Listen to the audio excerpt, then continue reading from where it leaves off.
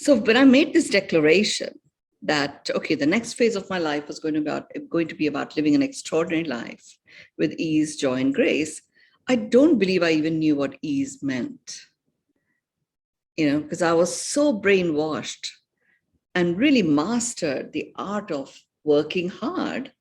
You had to work hard, really, to, make something of yourself. You had to work hard to earn money. You had to work hard to create, a happy family. So the idea of ease felt like lazy. So it was like a meaning I gave. Oh, this person's so lazy. Or you can just laze around, or, like I just too often say to my mom, you're like, you've got the brain the size of a planet, and you just go around, closing your eyes and doing something. And then you read all this profound stuff, but then you go close your eyes and you seem to be sitting in one place for so long, don't understand. It's just pure laziness. And she would just smile and she would say, oh, I think you'll find it useful if you also followed at least some of this practice. And she would share her profound interpretation of the Bhagavad Gita, or, her own understanding of how the universe comes together and stuff. And all of that felt good. And I thought it felt good because I was listening to the voice of my mother. But actually, these are all seeds that get planted. Knowing what I know now, that every word has an innate vibration. That vibration is the energy signature. And any communication actually is a cellular communication. I do it with intention. And my mom, I'm sure, did it with intention as well. So all of these seeds were planted in me. And knowing what I now know about the 7 facets of ease, I can see many of those facets were completely displayed by how she communicated with us. She went through, she remained very, very ill with one thing or the other from the age of 32 onwards. And there were times when she would be in the hospital with needles coming out from all directions and them not being able to find her veins and poking. And we would be cringing in pain. And my mom would say, relax, it's only my hand. And it's like, how can you even speak? But it was interesting. These facets of ease were completely being implemented by her. It wasn't that she was not experiencing pain, because we had discussions about it after my spiritual awakening, my first spiritual awakening, because I did have a few months with her before she crossed over. And I went back to those times when we would see her and she would, these statements of hers, it's only my arm, it's only my leg, or it's only my heart. When I asked her, she explained that she experienced the pain, but she didn't become the pain. And that was a part of aliveness for her in that moment, that enabled her to experience a sense of gratitude for still having the gift of life.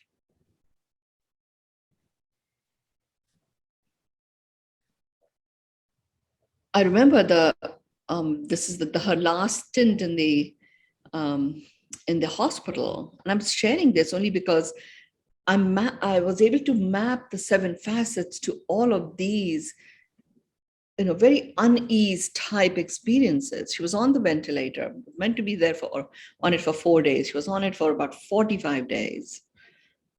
And then it was I don't know how she came out of it, out of her, unconsciousness. And she asked for a piece of paper, and she actually wrote on a piece of paper, saying, take me off the ventilator. And then she says, this is a tsunami attack. And, it's time for me to go. Just take me off. I want to go home. And that was it. That was the last communication she ever had with any of us.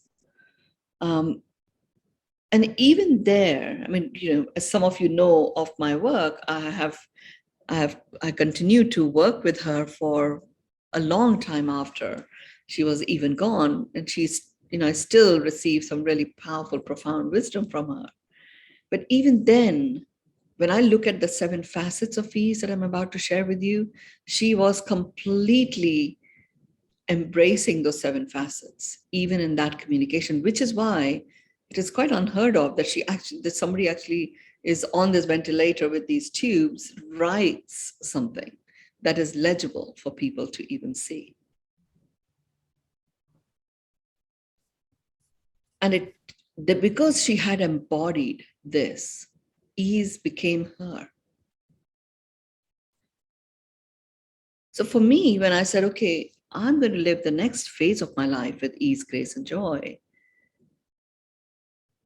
I started noticing what was really me and what was meaning that I had made into my own, I had made into becoming me, and therefore was getting engulfed in the meaning and detaching myself from who I really was. That is where I really developed this understanding of the human form and the soul presence within it being distinct and yet harmonized. And they always remain distinct, and yet they remain in harmony for the duration of this journey, coming together as one, which is the work that we do in Beyond Meditation. So let's look at these 7 facets. The first facet is enlivened. Ease enlivens you. So when we go into our have to do this with ease, it's not very enlivening. It almost like takes something away. What is enlivened? Enlivened is making something more entertaining, more interesting, more appealing. And it's a facet of ease. So it's natural. When you choose ease, it's as if you get different lenses on and you start experiencing or finding points of entertainment, finding, humor sometimes. Certainly, when you are in a state of ease, you become an even more profound observer. And that makes things so interesting. And the more interested you get in what is interesting, it becomes more appealing. So my mother saying, this is only my hand, and all the rest of us like feeling so upset. I remember significant, in those days, arguments I would have with the nurses and the doctors and at how heartless they were and how they were poking her about. And my mom said, it's only my hand. Even looking back at those times was difficult. And yet, when I chose to live an extraordinary life with ease, joy, and grace, and I started delving into the enlivening facet, being able to observe what actually was happening there, how could she even handle all of these physical intervention? I get a little cut and it's so uncomfortable. And so much else was going on with her. I got to see this very interesting revelation that, okay, we do have a soul presence. And when you are in this space, recognizing the human form is a vessel of fulfillment of your soul presence, you can delve into your soul presence. And from that space, observe what is going on in the human form. At a soul level, there is no pain. There is no joy either. There is what there is. There is only this constant illumination. which means she could groan a little about the pain she was having, but she did not become the pain. That interest is so, it was very interesting to observe. And it was only done with hindsight, because I did not have the wherewithal to engage with it at the time that this was occurring, because I was very engrossed in what would be termed as the real world at the time. But even looking back, it's almost like I was doing this forensic postmortem, observing it now with the lens of enlivened facet of ease. I understood that, okay, yes, the soul and the human form come together in harmony, and they maintain their distinct qualities and their distinct identities. Knowing that whilst you're having the human form, that is how the soul is going to express itself. So there is mutual respect there. And any mutual respect that is tarnished is only the creation of mind and thought. It's not real. So what my mother was able to achieve was go into her soul presence. And then, that was her pain management that occurred. Okay, they needed to give some tablets, but very rarely her physical body couldn't have taken the pain meds that most people get given.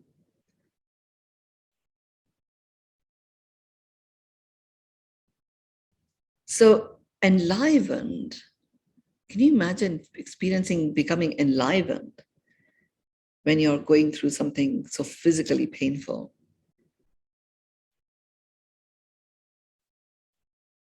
And because it is a combination of, being able to find a sense of humor. This thing, this is a tsunami attack. She didn't say it because, oh my God, I'm like collapsing, it's a tsunami attack. This is a phrase that she used, and, if someone drew a smiley face, they would draw a smiley face. She chose to draw Om at the end of that, but that was her smiley face equivalent. It's like, hello, you're 44 days on a ventilator, and you're thinking you want to write this. But it was like, okay, this is it,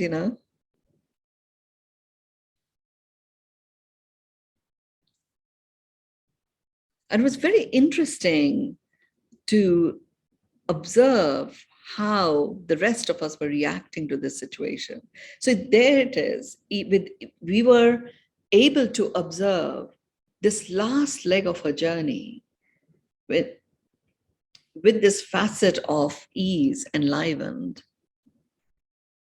It transformed. I was able to do this because I was actually, into living an extraordinary life with ease, joy, and grace. And that supported everyone in the family to actually be able to look at the fullness of what was going on. And rather than be upset and sad about it, we just spend the time celebrating our time with her, celebrating her life. She must have heard, in her comatose stage, must have heard so many entertaining stories from all sorts of people that had interacted with her. And it was literally just this first facet, enlivened.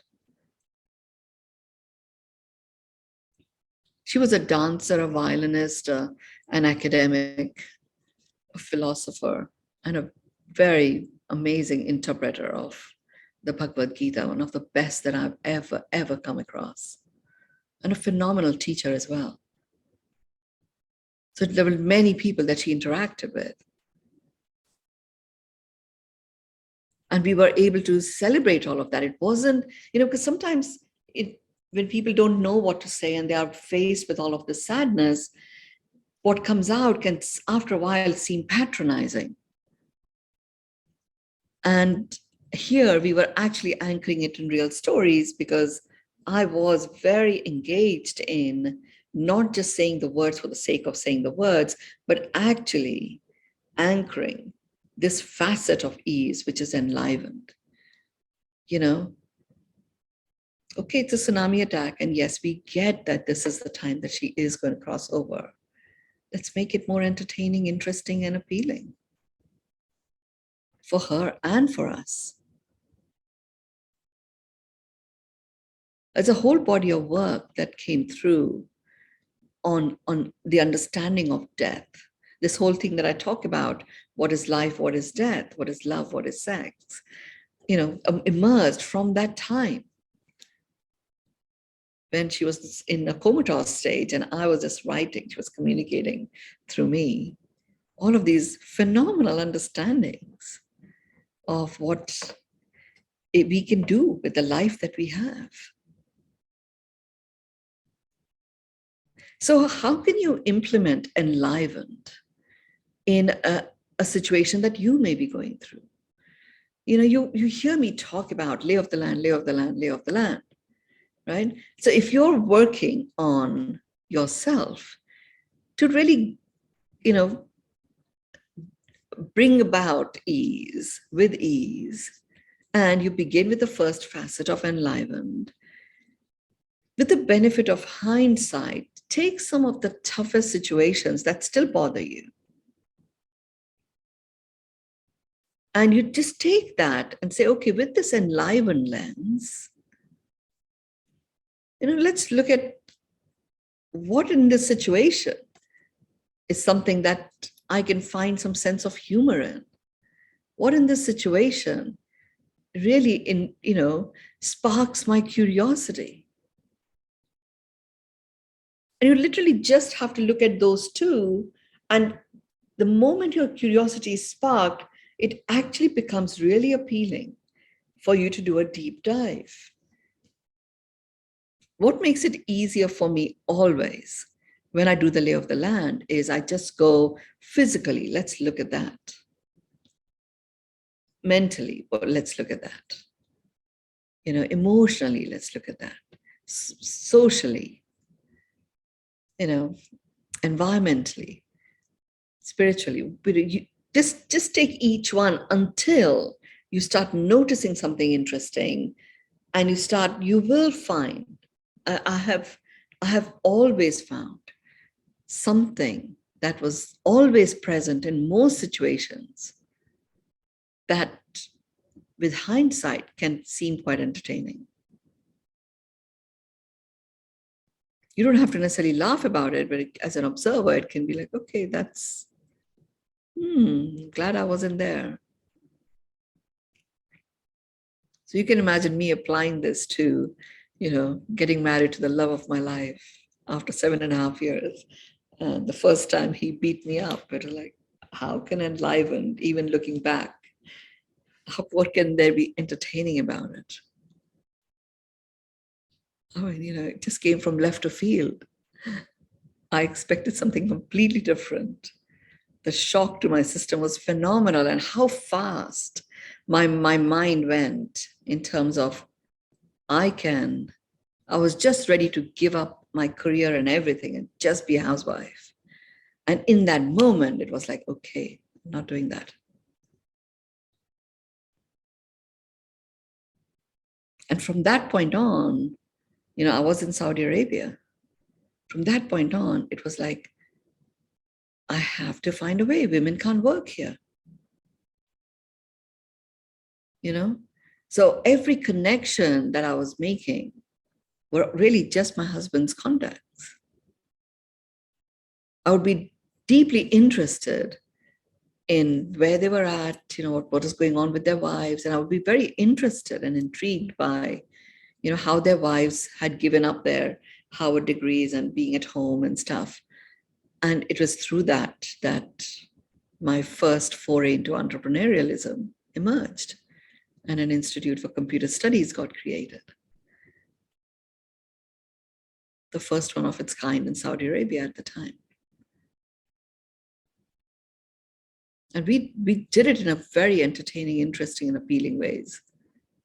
We created our first international cookbook because the way I was getting teachers was having one person from each embassy, each consulate, to be nominated to be a part of this gourmet club.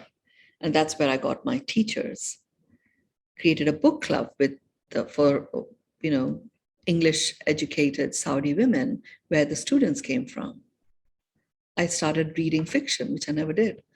I was a very serious academic business book, Newsweek, Economic Times reader. I learned the joys of, reading fiction. At that point in time, I wasn't looking at it like this because I was just go, go, go, go, go. But all of those experiences and choices were done by me. It's amazing. I invite each one of you to take at least one or two facets of your life and look back at it with this lens of ease.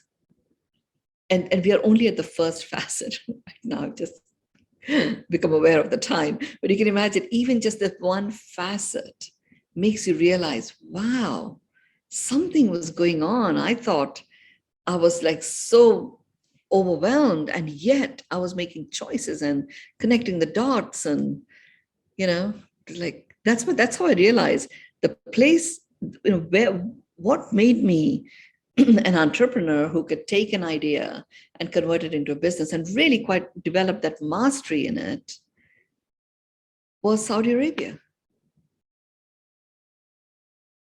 I would never have thought that, never. I've done my MBA and all of that, and I would have always attributed it to that. But when I've done this kind of, benefit of hindsight, deep dives, I realized, actually, it was that. What made it possible for me to live anywhere in the world and be able to communicate across cultures, across, status, across generations is Saudi Arabia. It was full of expatriates. And yet the work I did, I worked with the local women. So I got quite deep into that culture, which most people wouldn't have done. And how fortunate to come up with this idea of an Institute for Computer Studies for Women.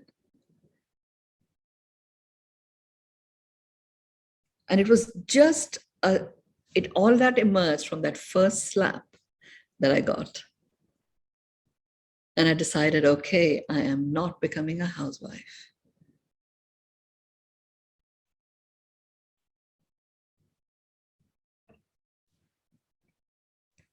And it was this enlivened facet that kept me going.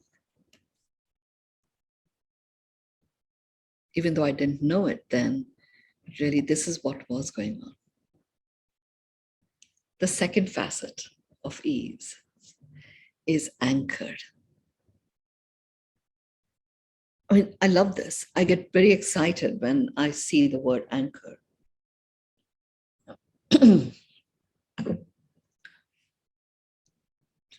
So anchored is really to be firmly based in a particular set of ideas or beliefs. So ease automatically anchors you in ease, right? So all of these facets that I'm talking about, the moment I chose the next phase of my life was going to be about living an extraordinary life with ease, joy, and grace, I am anchored in ease with all of these facets activated. Now it's up to me where I choose to dive deep into, but it happens automatically. Hence, when Catherine, you and I were just talking before everyone came on, and you would say, oh my God, I'm just actually losing ease in wanting to dive deep into ease. But you were able to pick it up, and literally nip it in the bud. And that's what happens with this. The moment you choose ease, you get anchored in this idea or belief that that's even possible. And everything begins with that, us allowing ourselves to own that it is possible. And remember, I talked about this journey from data to information, to knowledge, to wisdom, to knowing. Ease is a fast track. from data to knowing. Because you anchor yourself in that belief. Now, here's how it does it. It's important to understand what a belief is. A belief is a thought that you keep thinking, and you think a lot. So the idea of, something can be done with ease, like extraordinary life with ease, joy, and grace. And I would think it a lot, and I would say it a lot. It got anchored and became a belief. And it is a belief that is a knowing state. The innate vibe of a belief is that you have a knowing about it. So once I got into that space that, okay, I'm living an extraordinary life, and everything that occurs from now on, it's going to occur with ease, joy, and grace. All aspects of my life are going to coexist. I had no idea how that was going to happen. But I did say it a lot. I thought it a lot. And I started observing, enliven, the first facet already gets you to observe at such a level of detail that anchoring gets stationed very fast as a knowing. And this whole idea of understanding what a belief is and how you then change your beliefs, because the belief I had to change was you had to work hard to make something of yourself. At that point, it was like, I'm going to make a difference in the world. I have to work really, really hard at it, deplete myself of energy, and therefore have hardly any vitality left to share. So it had to happen with ease, joy, and grace. Otherwise, I just won't have the capacity even to give. So I had to shift that belief of you have to work hard for something to it's going to occur with ease, joy, and grace. And the way to do that was to think it a lot. How crazy is that? Now when you think something a lot, just think about it. The moment I said think about it, you immediately go, an observer aspect of you comes in, right? You immediately, the certain parts of you just open up and you start, really engaging with it at a level of depth automatically. So I'm saying to shift a belief. A belief is only a thought that you think a lot and, you keep thinking. You automatically start observing. And in that observation, you're automatically anchoring it in reality. In your field, it becomes accessible to you. Just by the virtue of taking the thought and thinking it a lot. So the next phase of my life is going to be living an extraordinary life with ease, joy, and grace, where all aspects of my life coexist. I thought that a lot, but every time I thought, you don't just, repeating a statement isn't thinking about it, right? There's something more that occurred.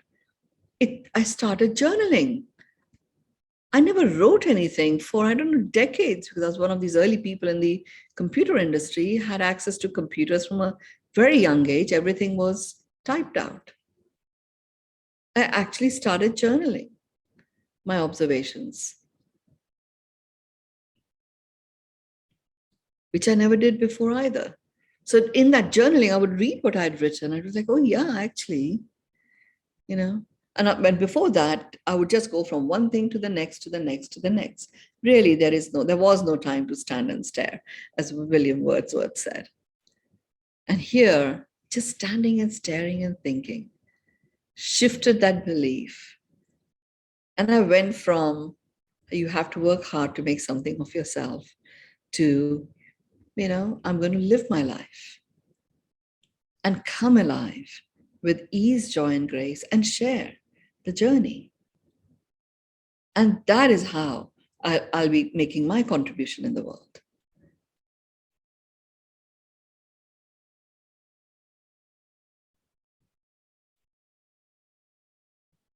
And before that, working really, really hard, the only person I really was able to serve was myself and maybe my immediate family in terms of their basic needs.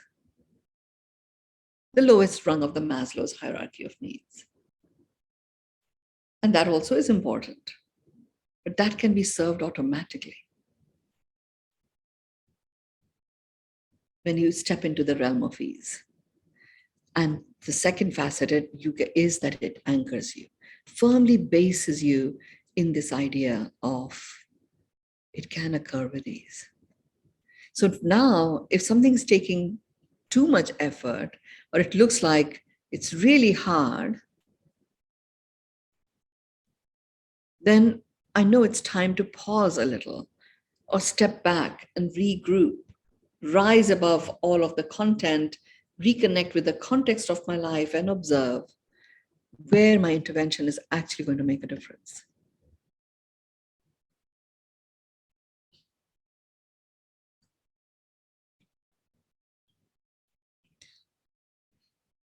So the second one, the only thing to do there is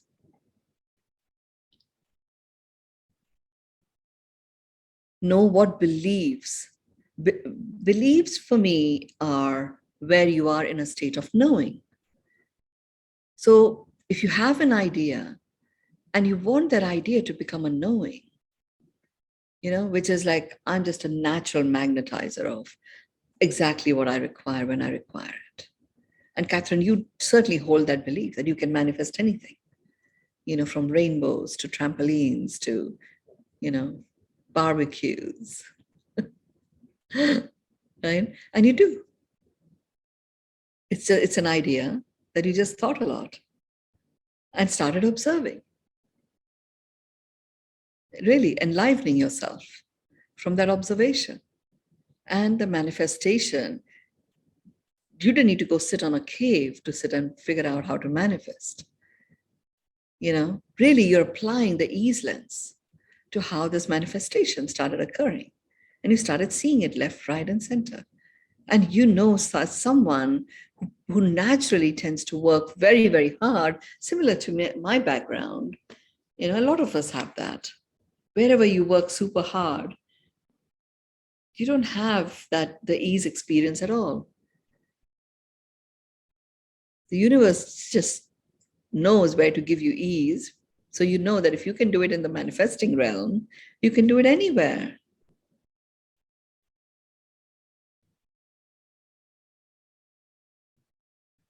Because ease by itself is the anchoring facet gets you to know that you can just convert anything you think about, any idea, you can convert it into a belief, which is a knowing, and it occurs with ease. The third facet about ease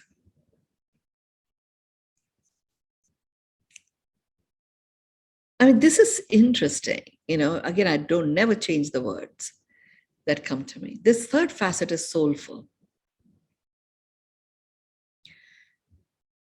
So soulful, okay, so what's soulful? Soulful is expressing profound thoughts or feelings. Like it's really full of showing our deep feelings. And what takes ease away the most easily is where we hold ourselves back, where we don't express through words, and when we don't express our feelings.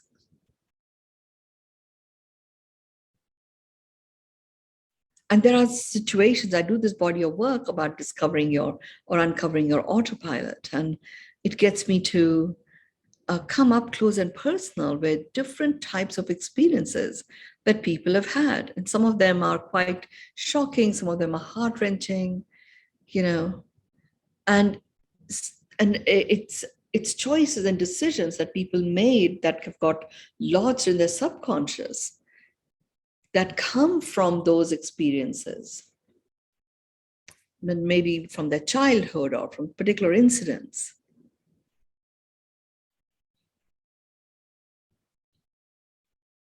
And that in itself is a very soulful conversation that they have with me. And I listen to it. And there are several of you with whom I've done this work personally. I'm always listening to the energy signature in your words. I'm listening to the soulful expression of your interpretation of your experience. Now, as a result, when you discover what your autopilot is that has governed your life, there is this very odd sense of ease that dawns on you. You feel that, oh, okay, I can actually move forward. What occurred at that time that I made mean whatever I made it mean, has served me up to this point in time. And I don't have to operate my life that way. Expressing your profound thoughts and feelings means that you don't have to put on a front. You don't have to, face up to things. You can actually feel the feeling. You may not express it to someone outside, but you can feel yourself. I know when I chose for myself in those early days that I can't possibly express what I want to anyone. That's going to be my choice, and I'm just going to work with that. Nobody will ever know. Because when I did express my feelings, I thought they just got snubbed. And I didn't want to feel hurt anymore, didn't like that. But really, it took ease away. I became self-reliant. I wasn't naturally magnetizing collaborators or co-creators to accelerate where I wanted to get to. I was just stepping on one hamster wheel after another, in the belief that I had to work really hard. Disconnected from my soul presence, which in fact is infinite and has access to resources beyond what my mind could ever comprehend. I know that because, I did make that switch and allowed myself to feel my feelings fully. I do that now. And there is a sense of ease about it.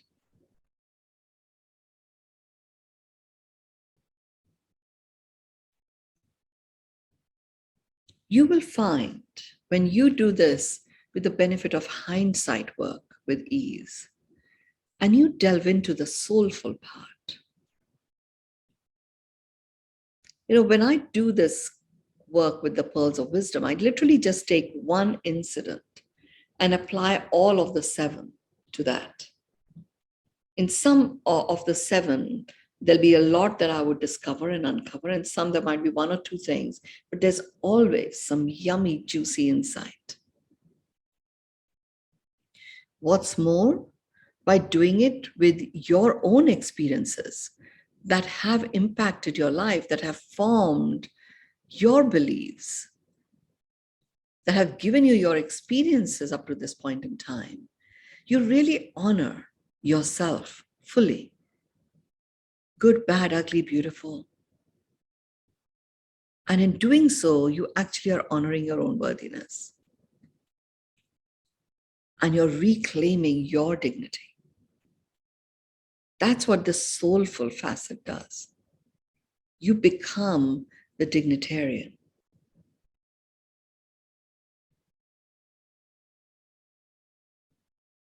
And soulfully, you honor the human form for becoming this full expression of who you are.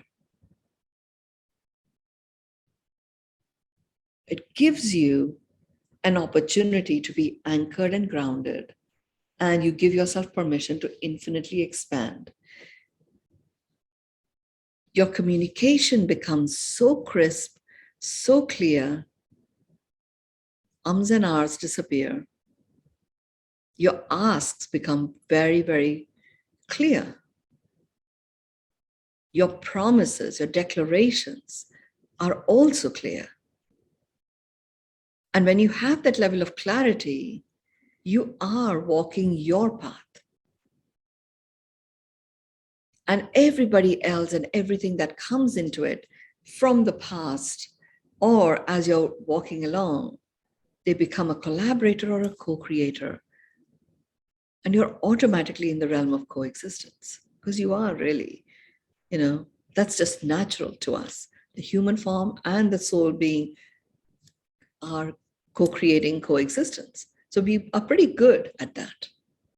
Soulful gets you to become very aware of it. That experience of you understanding your source mastery is a soulful experience.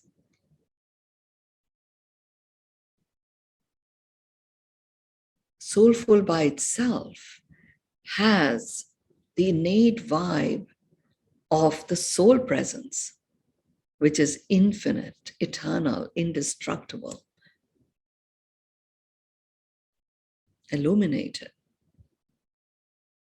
You can feel the feelings deeply, soulful by itself, because it is illuminating. You don't get caught up in the darkness. And that's why it's one of the facets of ease. The fourth facet is enchanted. Enchanted, I love enchanted. And really what enchanted does is you attract more deeply, and you can rouse to ecstatic admiration. I think it's one of the dictionaries talks about that. Ease gives you that lightness of being, that level of clarity, the wherewithal, you're anchored and expanded to really receive fully what is there to admire in your fellow human beings, in your fellow living beings, living things, in your environment. I mean, imagine delving in this enchanted facet of ease and doing it in a full spectrum way. Taking the lay of the land, take the physical side. What do I admire here in my physical world? And yeah, many things might come up that you don't admire. And okay, notice that. The fact that you can notice it, you can still return to what do I actually admire? What moves me deeply about my physical presence? And it could be the environment. The fact that something like an emergency has taken place, and here I am doing a Pearl of Wisdom on ease in this amazing, beautiful place. Okay, yeah, it moves me deeply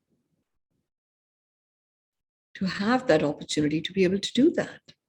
And literally, it will not take you more than 4 or 5 items that you discover that move you deeply, and you are in the realm of ecstatic admiration of the gift of life, which is a state that you have been gifted, where you are breathing. And what else is there to do after that but to choose to live your life and come alive? Enchanted, innate vibration is coming alive. You can be in ecstatic admiration and you won't get completely euphoric. You will remain grounded and you can thoroughly enjoy the ecstatic admiration aspect. That's what enchanted enables. Where as you find what's going on in your life, physically, mentally, emotionally, spiritually, socially, and environmentally, really you're admiring what's attractive about in those areas, acknowledging that which is not. You start attracting more and more, and you're feeling deeply. So you've engaged your senses in this. Your partnership with the universe becomes so clear.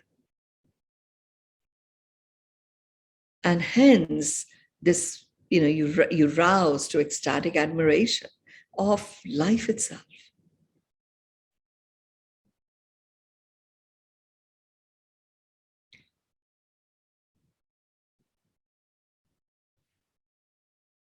With each facet, I always say, I always ask myself, okay, is there anything else before I move to the next one? Is there anything else that remains to be seen? Is there anything else that remains to be experienced here?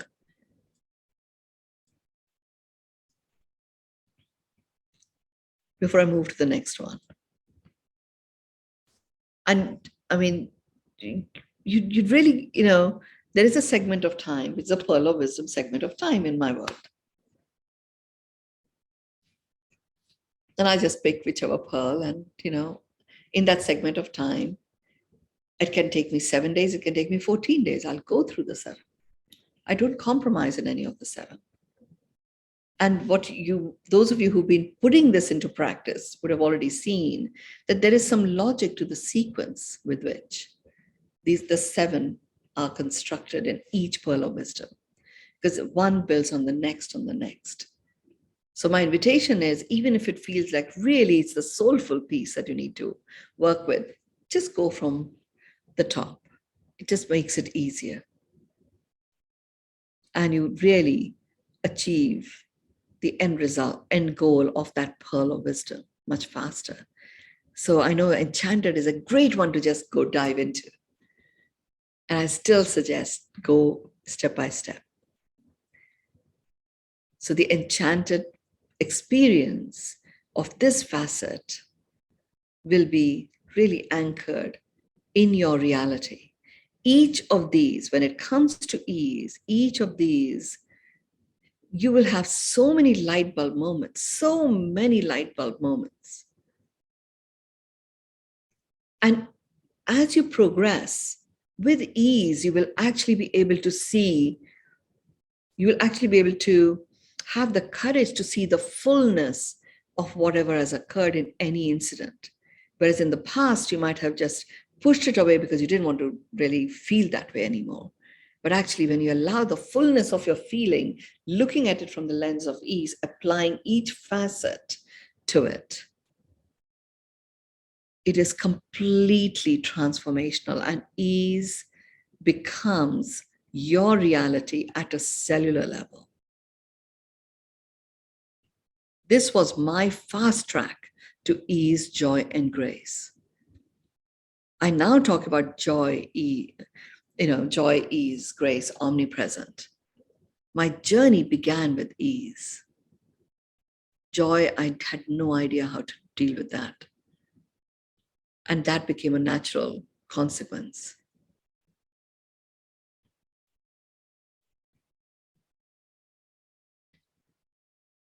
So, Enchanted, deep dive, find that which is attractive in a full spectrum way that really moves you deeply. What moves you deeply that is really attractive about you in your physical space, in your mental space, in your emotional space? I mean, it's quite a phenomenal question to address and answer. And the consequence is ecstatic admiration of the worthiness of you, the life you have lived and led. That it literally is like a blossoming, just like the spring blossoms that many of us are experiencing, where suddenly, that one day to the next, the tree just fills up with these blossoms. That's what happens when you go into this enchanted inquiry into yourself. The 5th facet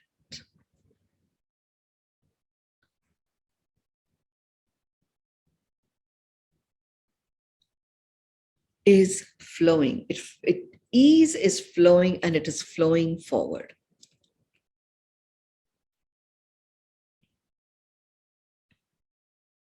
it's an, I keep, and we've been talking about this throughout the year that's just gone, which is all about, moving, flowing in your flow.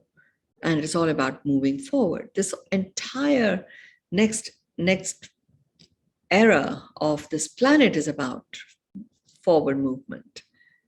And that forward movement, to be with momentum, calls for flow if it is to be with ease. So ease naturally enables you to flow forward. And not only does it enable you, it actually gives you the ability to flow forward. And you can take that as a statement. And in my world, always anchor anything like this, which sparks your curiosity, anchor it in reality. In my world, you always take your mind along. So somebody's saying to me, oh, life's meant to be easy, take it easy. I was saying to Catherine, I would get really upset by that.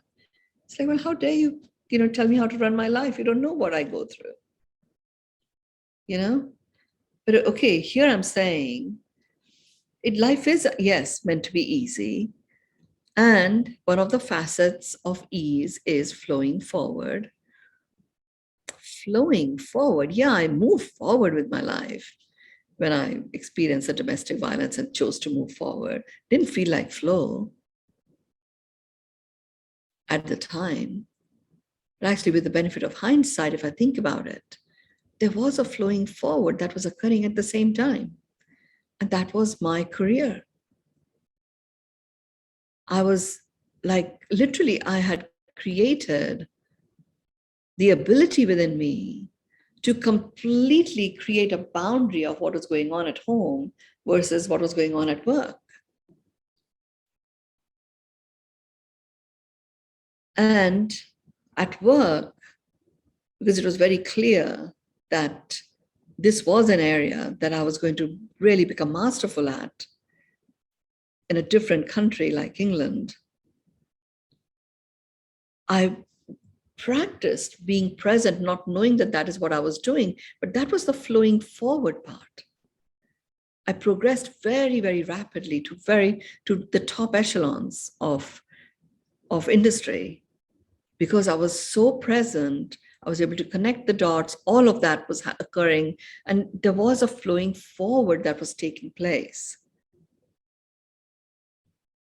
I knew if I was to understand business in a formal way, and I, coming from India, we are all about, we do like our academics. So I had to get a degree, which was an MBA, is what I thought. So I did get the MBA, but I chose one that I could do in my own time. I chose one that was very grounded in real projects, not just theory. And that enabled me to flow forward and create a whole new business in England itself. Just as an MBA project became my first business there. The flowing forward was occurring even then. So when I did this benefit of hindsight, when I looked at how could that incident of 10 years of domestic violence equate to flowing forward, and I realized that actually that propelled this whole business aspect of my life to flow forward and gave me that sense of independence. And that serves me and enables me to serve the world now because I can communicate at that level and create a very powerful bridge between this deep spiritual world and what is called for in business, flowing forward. So what it did for me was doing this benefit of hindsight work, engaging with these facets of ease, anchors it in your reality. Your mind becomes at ease. Because it's like, yeah, I do see it. Those worlds coexisted. The sixth facet of ease is rhythmic. There is a rhythm to it. There's a rhythm to it. So if you're not experiencing that rhythmic feeling, and to know what that feels like, you just listen to a piece of music. Or if you're into dancing, you can, dance a few steps. Or if you're not into any of those, you can just flow a bit, and you will just be able to find and just connect your body. Okay, where does my body want to go? Left, right, twirl, whatever it is. You get to understand that rhythm. Ease naturally connects you to the rhythm of you. And the seventh facet,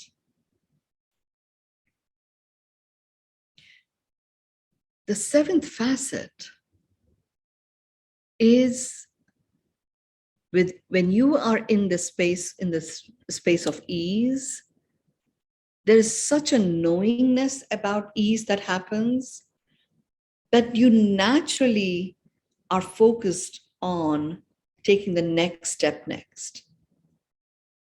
You're anchored in the overarching context of what you're about, whatever it may be, even if it is simply to live your life and come alive, or something more meaningful to you, whatever it may be. When we are like, where our mind is somewhere else and we are wanting to leap forward to the end result, we sometimes miss some key steps and we collapse by the time we get to the end result. But when you are in a space of ease and you choose to take the first step, and then the next, and then the next, and then the next, new vantage point, new vistas open. And you're able to really take in all the possibilities and opportunities that are available for you. And that is a facet of ease. Take the next step next. So much more can be talked about each one of these. And I'm going to bring it back to you, Catherine, to complete with ease. My goodness, I got lost in that Mynoo. I could have sworn it was like 5:45. I had no idea what time it was. But I love how you presented this. And there is this method to the madness with your work. And if we just look at life with this lens of ease and take one pillar at a time, it is magical. I'm really excited to get started with my own journey in this. And I love that you reminded us that joy becomes a consequence. And there's really nothing to do. So thank you for that reminder. Can't wait to see you guys all right here next week. Thank you, Mynoo. It was wonderful. As always, we'll see you right here next week. Thank you. Thank you all. Thank you.